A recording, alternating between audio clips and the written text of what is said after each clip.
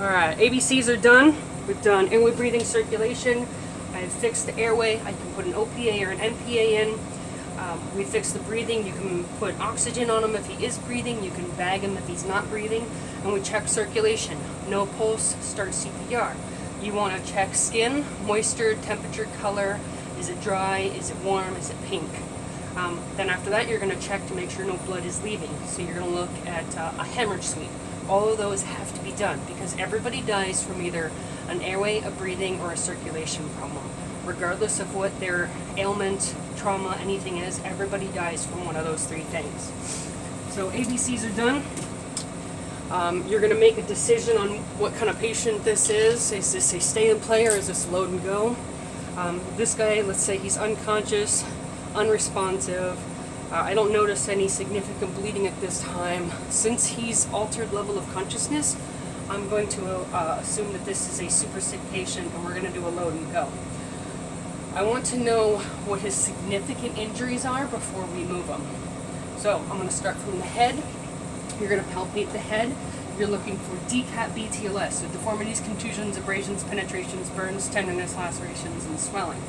You're looking for that there. You're going to check his pupils. You're going to be looking to see if they're pearl, so that pupils are equal, reactive to light.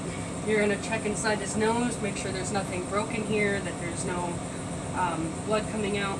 You're going to check his ears. You're looking for any spinal fluid coming out, blood, anything like that. You're going to check the neck. The neck, you want to see, it's super late sign, but you want to see if the trachea is moved at all. You want to see if there's any bulging of his jugular vein. It's also called JVD, or jugular venous distension. Here you can put the C-collar on. Make sure that you get it appropriately fit. You don't want it on like too big, you don't want it too small. You want it just in the middle, so neutrally aligned. You're going to check the collarbones. You're going to check the chest. You need to strip them down, so cut the clothes off. You need to visualize. Do you see any deformities, contusions, abrasions, burns, tenderness, lacerations, and swelling? You want to see if there's bruising. You can't see bruising if there's a shirt on top of it. So you're going to open it up here, cut it off. You're going to push the ribs in together and then push down on the sternum. If you push really hard, if these things are broken, you're just going to break it even worse. So nice squeeze in all the way down, and it's not like barely touching them. Give it a good solid squeeze. You want to feel for that paradoxal motion or any sort of movement. Is there any deformities to it? You're going to listen high and wet. You're going to listen here. Okay, I have lung sounds. Cool. You're going to listen here. Okay, cool. I have lung sounds. The second time you go through, you'll do your more thorough. But on that first, the primary is always really rapid. You just want to get through and see if you have any major life threats. So I listen, I feel, I look. I'm going to go to the abdomen, pushing in all four quadrants. I'm feeling for any distension or rigidity. So distension is like air trapped in there, so it's like really big, and when you push, it'll like bulge out on the other side.